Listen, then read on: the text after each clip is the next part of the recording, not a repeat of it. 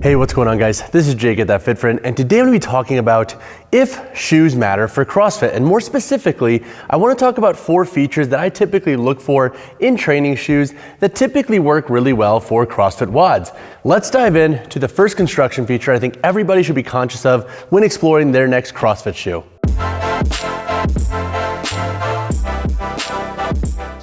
So the first construction feature I want to cover is the shoe's midsole. So different midsoles will have different feels, and I think as you get more into CrossFit and you go through different shoes, you'll start to learn what type of midsole you like. Do you like a more dense midsole? Do you like a midsole that's a little bit more plush and a little bit more responsive? So I pulled 4 shoes up here that folks will typically reach for different reasons, and as you get more into CrossFit and CrossFit training, you will start to find what shoes you like more, so don't be afraid to try out different models if one's not necessarily clicking for you right away. So the 4 shoes up here include the Reebok Nano X3, Born Primitive Savage 1, the Tier CXT1 trainer, and the Strike Movement Haze trainer. All 4 of these shoes have very different midsole materials and constructions. So the midsole is the material here that separates the bottom of the foot from the floor. So essentially it's this layer of foam right here that separates the outsole from that internal footbed. Now, with the midsole, what should you be looking for in the context of CrossFit? So generally you want a midsole that's gonna walk that fine line between being stable enough for like heavier squats, clean and jerk snatches, and deadlifts, but then also being responsive enough and pliable enough for things like box jumps, double unders, basically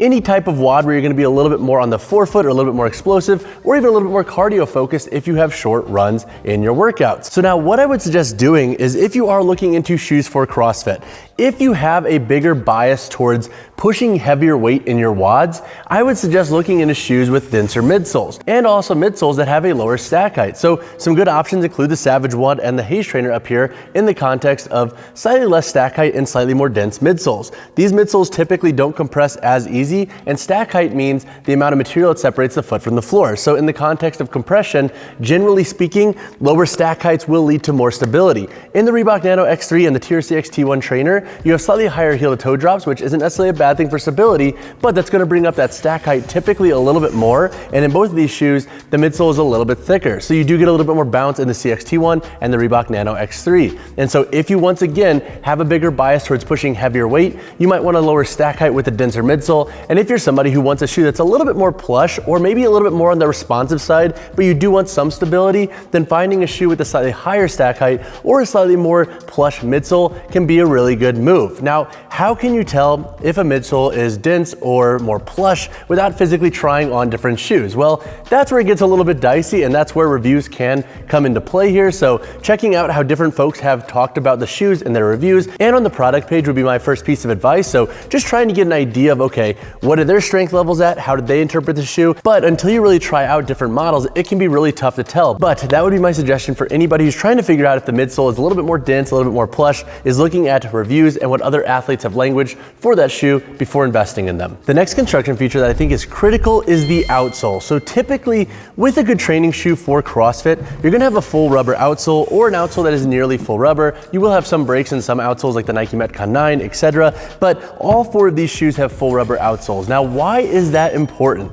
So when you are doing different WODs, you're gonna have a lot of different demands in the context of traction, how you're moving. When you're catching cleans, for example, and you're sliding your feet out, the last thing you wanna do is have your foot slip out. Plus, in different WOD settings and in different CrossFit boxes, you will have different surfaces. So for example, some boxes have turf, rubber gym floors, some have platform, and you might find yourself lifting on different floors based on the workout. And so in that context, generally speaking, a full rubber outsole will be the best bet for giving you traction. And it can also add to the durability of the shoe because it helps protect that midsole as well. Anytime you have a break in that outsole and you're putting any form of stress into that break, you can have a shoe prone to breaking. That's why some folks are seeing the Nike Metcon 9, for example, break at that midfoot part during rope climbs, because I think what's happening is the friction of the rope is starting to split that foam and pull the rubber pieces away from one another. So all that said, if you're looking for a shoe for CrossFit, look for a midsole that's gonna walk that fine line between either being dense or a little bit more responsive based on your asks and how you train and where your strength levels are at, and then look for a shoe with a full rubber outsole.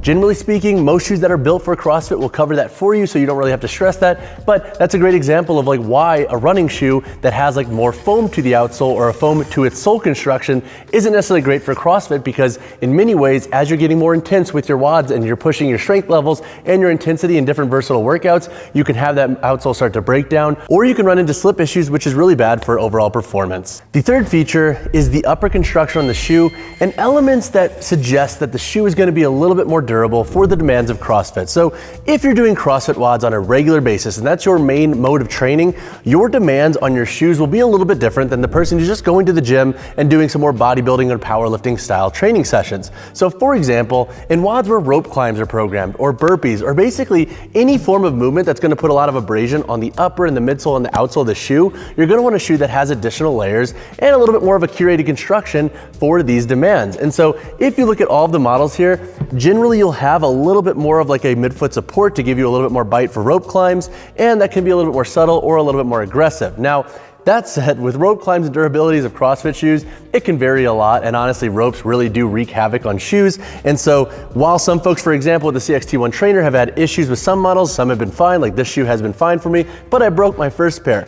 But all that said, when we're talking about the durability of the upper and layers of the shoe to look for, what I would suggest exploring is looking at the toe box. So looking at the upper construction and the materials used around the toe. Generally speaking, you're gonna want a little bit more of a layering around the toe box, because if you're doing burpees and you're dragging the toe a lot, you're gonna want a little bit more protection. You'll also wanna look at the midfoot upper construction. So does it have additional layers for lateral support, but then also giving you a little bit more abrasion resistance? Is the material a knit? Is it a mesh? Generally speaking, that will influence how fast that material starts to show wear and tear. So with most models designed for CrossFit, you're gonna have like a blend of textile, mesh, and knit materials, and oftentimes you'll have additional layers around the heel. So a lot of these shoes have reinforced boots to give you additional support and ankle security, or you'll have like these TPU overlays, or like this lift and run chassis system in the Reebok Nano X3, and all these features are designed to give you more support, but then give you a little bit more resilience in the context of abrasion resistance in CrossFit shoes. This is also why general trainers and running shoes aren't great for CrossFit, because they don't have upper constructions that have layers around certain parts of the shoe to protect it from the demands of CrossFit WODs. And that's why when folks are mad because they use a general training shoe and it breaks really fast in CrossFit, I'm never really surprised though, because again, those shoes are not designed for the style of training. So looking for shoes that do have a slightly more purposeful build to them for CrossFit can be huge, especially in the context of protecting your investment. So we've chatted midsoles, outsoles, and reinforced upper constructions. The fourth thing that I think you should consider before looking into a new CrossFit shoe is the sizing and fit of the shoe. And now this is where the nuance comes into play, because everybody's foot is built slightly differently. On top of that, every shoe utilizes a different last construction. The last of a shoe is basically the mold that a company builds the shoe around regarding like how the shoe is going to fit on the foot. Now, when it comes to sizing and fit, there are two things that I often suggest folks looking into. Number one, the width of the shoe, and this will entail the toe box and how the midfoot is built. So does it have arch support? Does it not? Is it tapered? Is it a little bit more flat? Is it a little less tapered? And then I would suggest looking into the upper volume of the shoe. So basically, how much space do you have in the upper of the model? Is it a lower profile upper, or does it have a little bit more room through the toe box and midfoot? Now, when it comes to establishing width, if you are brand new to training shoes, I would highly suggest going to your local shoe store or running store and having somebody properly give you an idea of what your foot width is. Is it D, E, double E, etc.? That will help direct you towards different models accordingly, versus kind of shooting in the dark regarding, is this shoe gonna fit my foot width? I don't know, because I don't even know my foot width in the first place.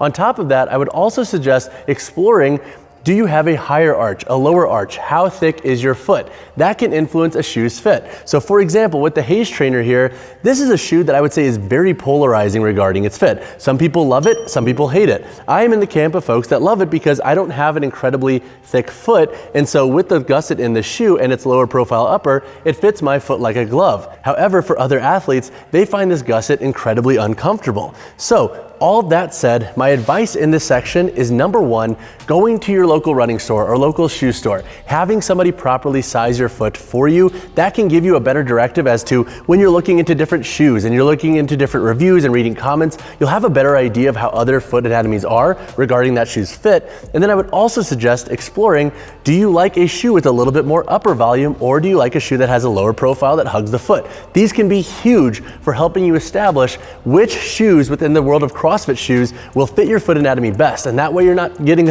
a Nike Metcon only to realize it's too snug. Then you have to try a Reebok Nano, and then you might not like the arch in that shoe. And then you have to keep going down this rabbit hole because you just don't have enough directive as to which shoes would align with you in the first place. The final topic I want to cover before I close this video out is how should a shoe for CrossFit fit?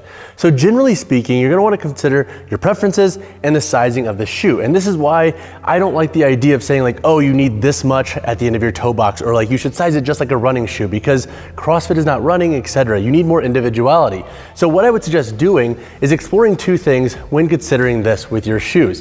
One, are you having heel slip? So heel slip is the act of your heel popping out of that boot when you are training. So if that's happening, what might be happening is either the boot is too low profile for your ankle anatomy or the shoe's a little bit too big. You'll also want to consider if you're jamming your toes into the end of your toe box. So if you don't have enough room at the end of your toe box, you might find that for double unders or box jumps or basically anywhere where you might be pushing into the forefoot of the shoe, you're having a little bit of jamming, and that could be very uncomfortable. So all that said, are there any parameters that you should be exploring? I would say look into like having about a pinky thickness at the end of your shoe. That will generally be a good starting point. Some folks who do like more room can use their thumb. So generally pinky or thumb would be best. So, hang loose there. So that said, I would say go with anywhere from like a pinky width or thumb width at the end of your shoe. And then as you try different models and as you get more acclimated to shoes for CrossFit and get more into CrossFit WODs, I think you'll naturally start to gravitate towards a certain length at the end of your toe box regarding giving you enough space to make your shoe comfortable and not really dip on performance whatsoever. But if you have additional questions on any of the construction features talked about in this video, let me know in the comments below. There are other elements to consider as you get more nuance, so heel to toe drop, for example, how a shoe flexes and articulates. These can all come into play as well, but I wanted to keep it basic for this video. So all that said, again, hit me if you have comments. I'll see you guys in the next one.